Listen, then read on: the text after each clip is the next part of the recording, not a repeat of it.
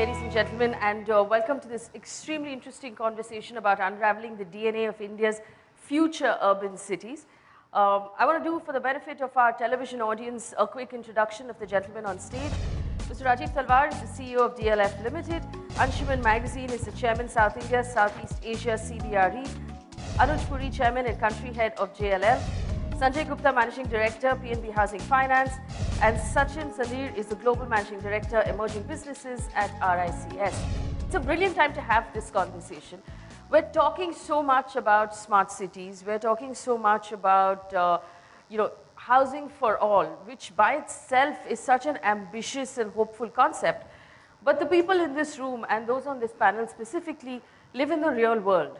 And we realize how far away we are from our cities being anything close to smart and being at a situation where every Indian family does have a home.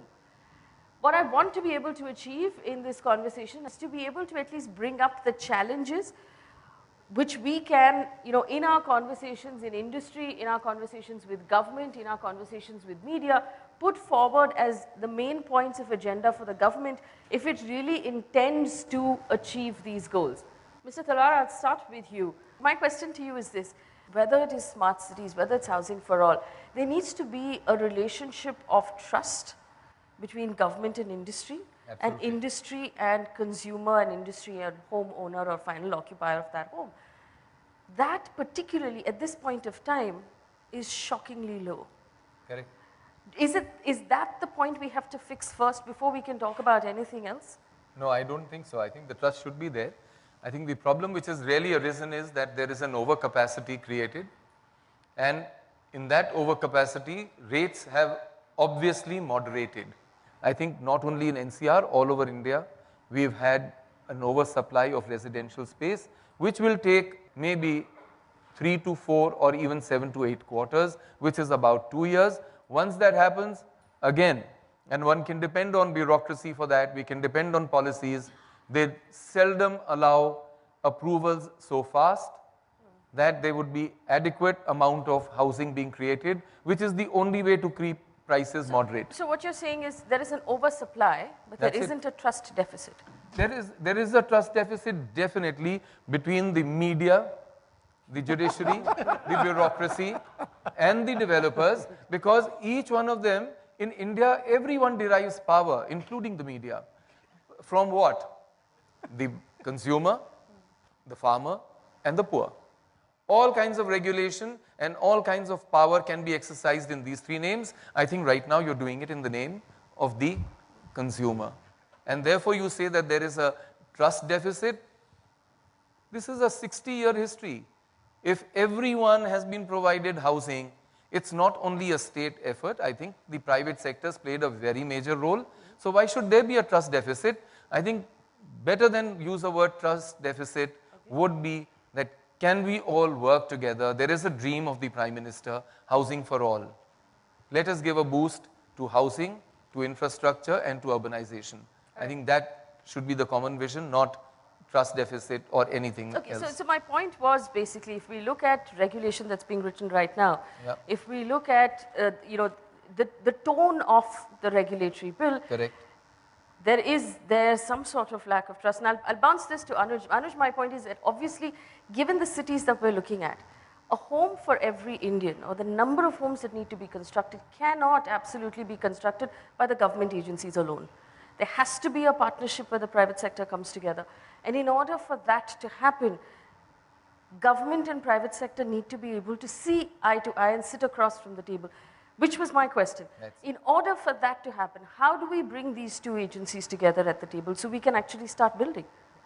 And it's a very valid point, and I pretty much agree with what Rajiv is saying, is that I think we have to move away from that trust and use the word that you used for partnership, collaboration, cooperation between the various stakeholders, whether it's the consumer, financial institution, government, developer, the media.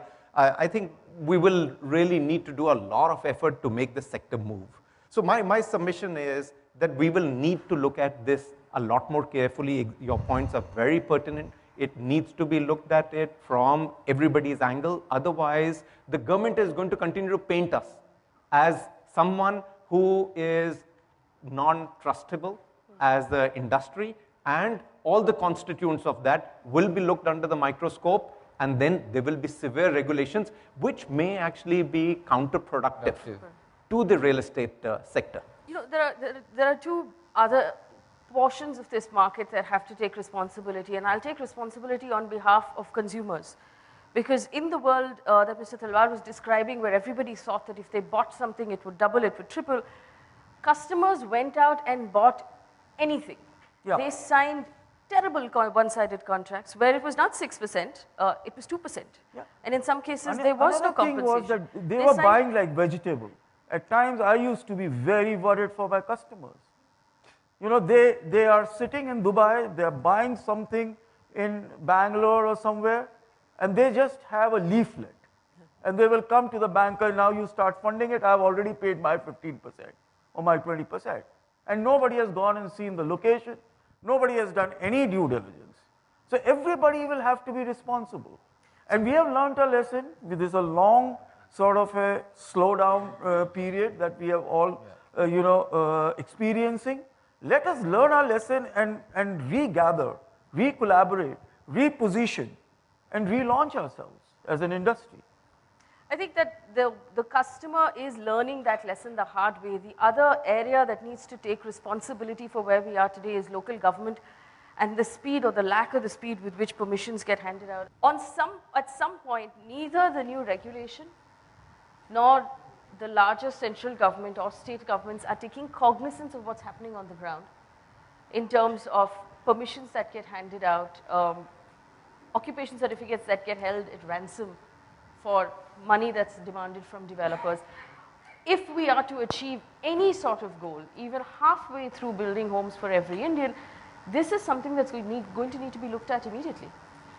Absolutely, and I think the other challenge is, I don't think there's enough capacity in the government, leave alone forget the processes. There's not enough people, in fact we were earlier talking about infrastructure development or any housing supply. Till the time the government does not expand its capacity and then attract quality people to govern, that will be a major problem. As far as the approval process is concerned, this is a big issue, and we've been discussing this to death nearly. But the fact remains that we'll have to make the government accountable. Like you're making the developers accountable, the government has to be accountable. Even in the new regulation bill, which is regulator bill, which is coming, corruption is a major issue. I think all the developers have been bringing that out, which is not an easy thing to. But to be honest, we've approached the central government, the urban development ministry, the housing ministry repeatedly, and they've all told us local level corruption needs to be handled at the local level. But the ground reality is we are a federal state country, and we cannot, Central really can't do anything with the state. It has to be at the state level. However, I think the good part of it, will be difficult, it's not going to change. The good part today, I feel, where there is some hope, is that the states are competing today. So today, they would want to do, we are working with some large foreign company which wants to put a big industrial park. It'll be the largest in the country. They have chosen a state where the state has assured them they will get personal attention, there'll be quick decision making, they will get the supporting infrastructure. Once that investment goes into that state, I'm sure the other states will be under pressure to perform. So I'm hoping that competition, where the politicians today are under pressure to provide jobs, where economic issues have become larger in elections than caste and other issues. As India becomes more educated, those economic issues will drive states to reduce bureaucracy and hopefully to some extent reduce corruption. I'd like to just chip in on this point. I think I'll just go from the negative to the positive first. So I think the negative is really, we know residential being the way it is and the NCR market being in the doldrums. But I think the good silver lining really, as far as real estate is concerned, is that commercial is still doing well. So it's not all, it's not all doomsday, so to say. The other aspect that I'd like to talk about purely from a negative perspective, when I say negative, I'm not really talking about everybody, but I'm really talking about the larger component of the industry which is not delivered. So delivery has been a huge issue. And part of the reason why we are in the doldrums that we are in, and part of the reason why the real estate sector does not get its due, is really the perception that is, this is a very risky sector. And that perception, we've all contributed to that perception. I'm not saying, the top 20, 25 developers aside, there's a significant component of developers that have not delivered. And I think lack of delivery issues, whether it's because of capacity, whether it's because of approvals, the reality is today, if you were to really look at what is the biggest agenda from a monetary policy perspective, and we all talk about risk weightage associated with real estate being very high, but till such time that the situation remains the way it is in terms of the nexus between lenders to some extent and developers and valuations being the way they are, that risk weightage is not going to come down until the time the perception changes of the sector as well. The other thing is that if real estate regulation, and we are talking about whether housing for all and smart cities and all this is reality, is it going to happen for sure? And the last date for most states to actually set up a RERA is really sometime in September. But a lot of the states have not really started work. So there are some progressive states that have done considerable amount of work. There are states that have not done any work at all. So there, it's again a question of whether we'll actually meet the timelines and whether the ambitious vision that is there is actually going to get implemented. Having said that, RERA will provide a level playing field, and with approvals essentially becoming a prerequisite, essentially speaking, it will mean that the sector will undergo some kind of a consolidation, and I don't really see the thousands of developers that we see today, but I see a lesser number of very good reputed developers who will consolidate and bring about the kind of delivery and expertise that the sector really needs. But for the next 24 to 48 months, I don't know, 24 to 36 months, the sector is going to bleed as far as the residential space is concerned. I hate to say it, but everybody's taken a fairly positive view, but I definitely think that the residential is not looking up specifically for the NCR region in a hurry. I think he's correct. That yes, if you're talking about the NCR, why the NCR? It's all over the country. That there has been a slowdown. I think the only agency which does not recognize that there was a slowdown in the country is the government, whether it's the central government or the state government. You have contracts for highways, they say, sorry, the highway should have been built. So what if the land was not acquired? Or if you anybody who's setting your ready reckoner rates or your circle your rates, ready reckoner rates are going up. Yeah. I mean, today, Haryana fortunately has been a state which is lowered in recognition. In Delhi, you can get properties all over which are below the circle rate. Oh, yes. Oh, yes. So I think to a large extent, all of us, when we talk in silos and we talk from individual perception. But I think the truth is that either we all start thinking together and say, let's go ahead. Or, like you said, RERA's coming in, it'll also say, okay, occupation or completion. And people will get a choice to say, if occupation is there, let me stress on the completion. So that you get straight away cases which are in your basket. And if occupation is not there, then even worse.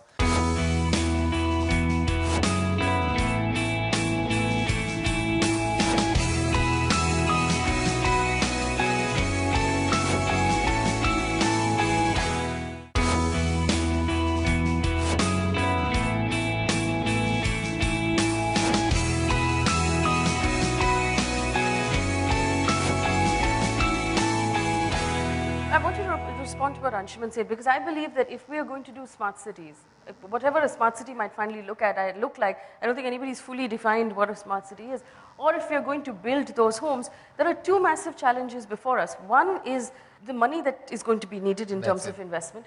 The other is the sort of silo that the government lives within, where local level, whether we're talking about the DDA or we're talking about MADA, or we're talking about the municipal corporations in all of our cities, who actually have to be facilitators and not people who sort of block and control development. I think if we can find solutions for these 2 points, everything else will somehow iron itself out. And is competition the answer, which is my question? Anshuman said if states compete with each other, that will force them to sort of be more efficient. That's certainly, I mean, competition is always good. But I think when we are saying that consolidation would take place, we're working against that. Okay, some good people will last, some bad leaves will fall off. But then what is the kind of competition? You haven't seen greater competition than in Gurgaon. But today, yes, I mean, when you're talking of NCR, where is their excess capacity? It's certainly not in Delhi. It's only either in Gurgaon or in Noida and Greater Noida. So why is there a greater capacity? Why are people not moving in? I think the capacity to complete. Yeah. I think there is a serious problem in India that we do not have The execution. execution capacity, yes. Yeah. And that will also change the sentiment. You know, if we see some deliveries happening in masses, the large projects, I think the public is going to react in a positive manner. My question And- to you also, and Mr. yes- Gupta, is where is the money going to come Okay, from? now- If we're going to build smart cities, will you fund a municipal Yeah, corporation? so that is Do where... they have the governance that you, Yeah. you know, He that has a plan. You know, that is where, so I started my career from Uttar Pradesh. The government has actually, the exchequer has actually invested a lot of money in your local bodies, in your development authorities, in your housing boards. And all of them exist today also. So I think, you know, going back, I recall there used to be municipality bonds, which were government guaranteed. The government local bodies or the competent authorities, which are still running but are in sort of state of comatose, have to be reignited. They have to be given back their authorities, they have to become more commercial, and they have to be the catalyst to make the private sector which comes there work and collaborate and sort of excite them enough and enhance their pace, right? So that sort of a, I think a rejig is required. Otherwise, this will be a dream. We talk about lack of funding. No doubt we need a lot of funding. But the sad part is there is so much money sitting with the government which is not getting utilized. So before, even if we talk about, you know, how we can raise money, there are many schemes. Every budget will say, okay, we are allocating 5,000 crores to this scheme. I wish someone would do a study and how much of that money is utilized. Without the study, I can guarantee you, they put an education cess, raised thousands of crores. It didn't go into education. There was a scheme of $1 billion, which they said the real estate industry could get ECB, and it should not exceed $1 billion. I don't know if anybody really got availed of that ECB. There are all these, you know, Indira Gandhi Awas Yojana, that they keep on changing the names. A lot of the money is there, and every year they allocate some more money. Everybody claps on the budget, okay, you know, some shares keep on going, okay, there's been money allocated to this sector. But does that money get allocated? It doesn't. The government of India is sitting on huge amount of funding in municipalities. Now, this doesn't mean that we don't need money. We need huge amount of money.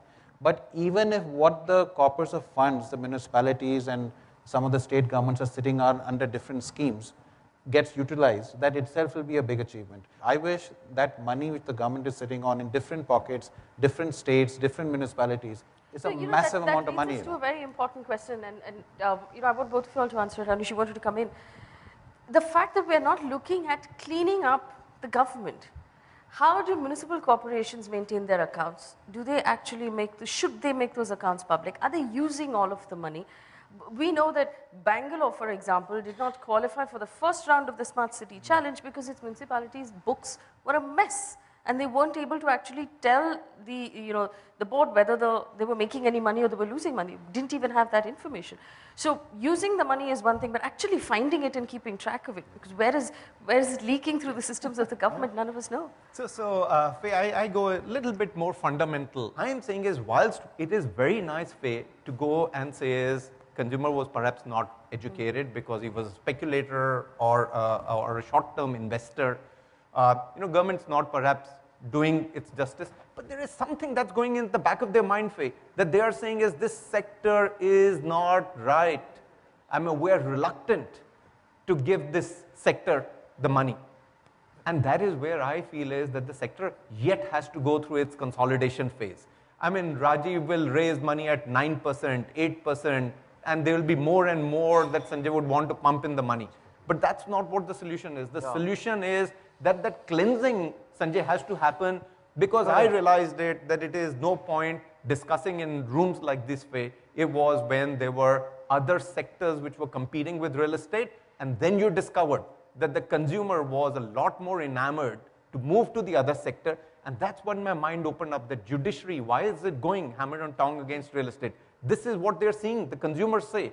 Why is the government nervous in spending money and giving in the grants? Is because they're seeing what's happening with the consumer. So I think there is a time that we have to start reflecting and saying is that perhaps RERA is good. It needs consolidation. It needs cleansing up. And once that happens, then obviously government has to do more. Municipalities have to do more. I agree with Anshuman that there will be competitiveness. Perhaps corruption needs to go in more. But the fault is not only outside. The fault is in us. Is in us as well. Oh yes, oh yes. One is that the advent of RERA is going to bring method to madness. So all of us who are sitting on this dais are the bad people of the society. We will at least have a benchmark to sort of say, well, I followed this rule, which the government set it. At times, bankers also design failures.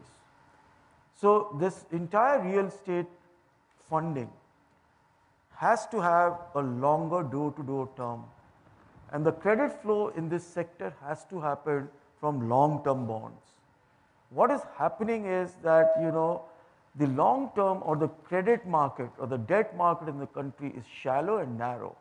So there are limitations also on the financing institutions like ours to raise funds for these projects. With RERA, the safest thing is you start selling when your condominiums are complete in all respect. Then you are out of it. But for that, you need door-to-door at least 7 years, 84 months funding. I think, this market coming down is really, like you talked about, cleansing. I think this is a huge blessing in disguise, although there is pain, and this pain this time has been longer than expected.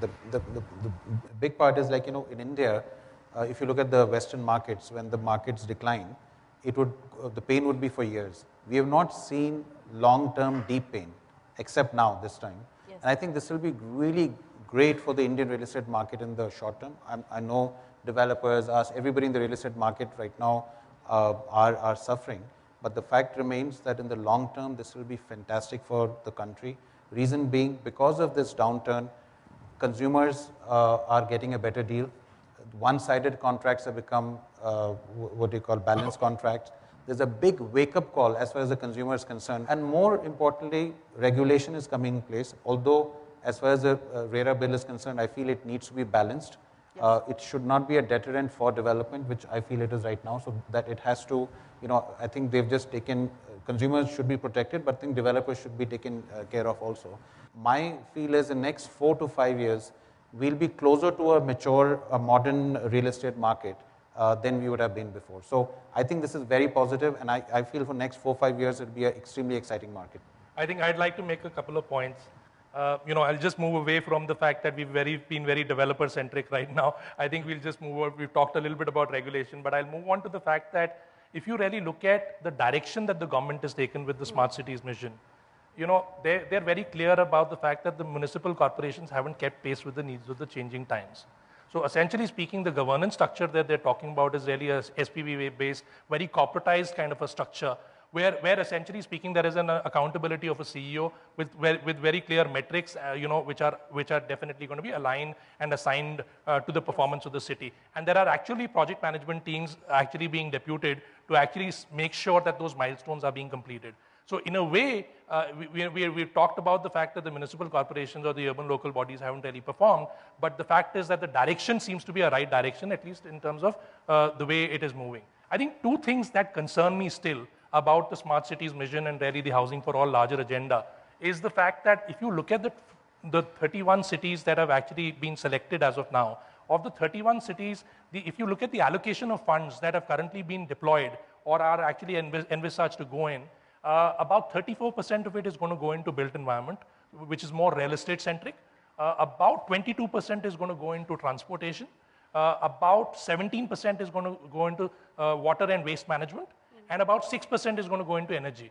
So that's about 89% of your total investments, that are going to go into the cities. What is concerning for me is really the fact that I think one of the key components is institutional capacity. Okay, we've talked about capacity in the private sector, but we're talking about capacity whether it's the public sector or the private sector or a combination of the two.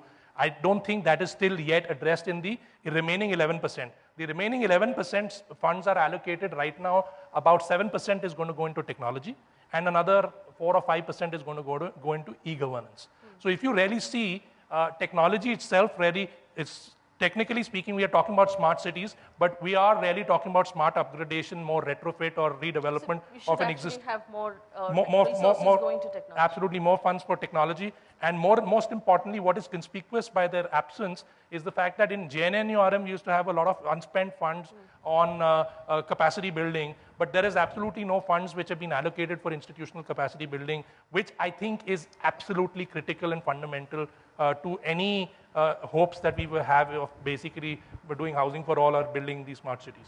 Unfortunately, we've run out of time on this conversation. I hope whatever has come up in this conversation is something that we can carry into conversations with government and with other members of the industry. Thank you so much. Thank you. Thank you.